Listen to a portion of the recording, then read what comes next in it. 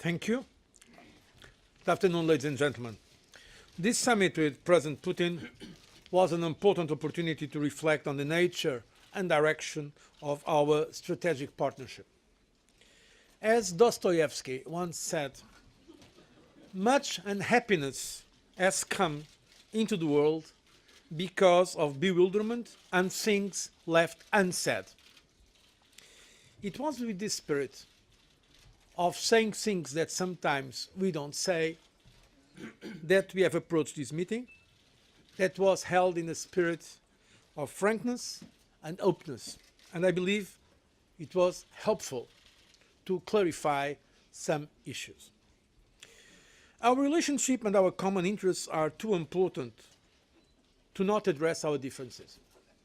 We need each other to ensure stability and prosperity throughout our shared continent and to produce solutions to the many challenges we face together. To do this, we need mutual understanding and strategic trust. We are, of course, not starting from scratch. We are working extensively together within our Partnership for Modernization, in science, for instance, through our joint work in the G20 and G8, for example. We have supported the Russian chairmanships on many international issues, like the fight against terrorism, as addressed in the joint declaration we adopted today on combating terrorism. Once again, let me firmly condemn the recent barbaric attacks in Volgograd, which deserve our strong and firm condemnation.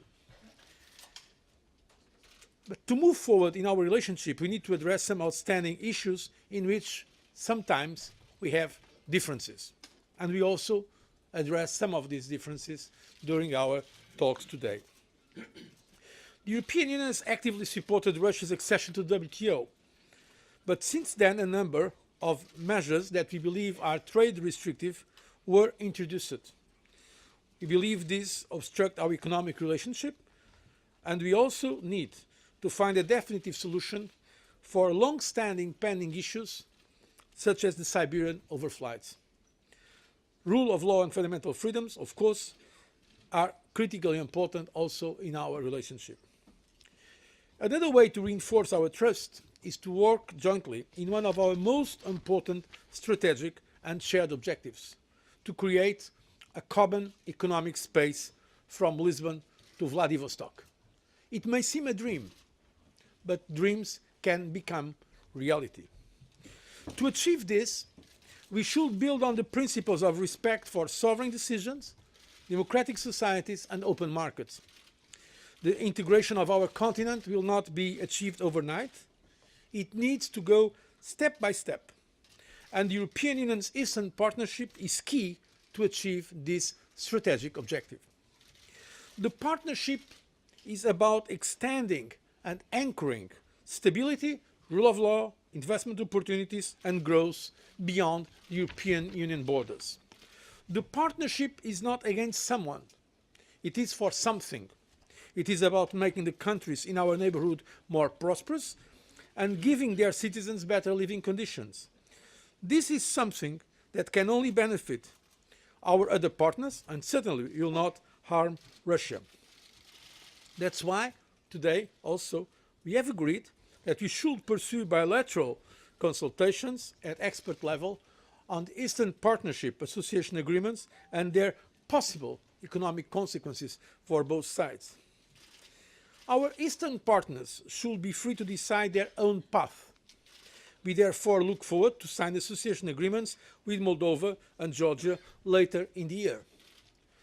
We naturally also discuss Ukraine. We express deep concern about the escalation of violence, casualties and reports of missing persons and violence against protesters and journalists. The use of force is not the answer to the political situation. The authorities need to engage in a serious high-level dialogue with the opposition and civil society and to repeal the laws approved by the Rada restricting civic freedoms. I called President Yanukovych last week to pass these clear messages. Commissioner Füle has travelled twice to the country in the last 5 days, and High Representative Cathy Ashton is travelling to Kiev today. I think it is both in the European Union and Russia's interest to contribute to the stabilization of the situation based on the rule of law and respect of human rights. No one stands to gain from the absence of law, order and freedom. In this context, I want to take note of today's decision by the Rada to repeal the 16th of January laws restricting fundamental freedoms. If confirmed, this, together with the adoption of amnesty law, will be important steps to de-escalate the situation and to facilitate further steps through political dialogue towards a political solution for the crisis. We have been very clear condemning violence in Ukraine. To conclude on our summit, I think we need to change the perception that one region's gain is another region's pain. We in the European Union are against the mentality of bloc against bloc. We believe the European Union and Russia have all to gain from a cooperative attitude. We should work on how to move our partnership from a partnership of need into a partnership of choice through a new agreement. We expect, if the conditions are properly prepared, to launch these new agreement negotiations in our next summit in Sochi in June. Discussions will continue in this respect between the two sides.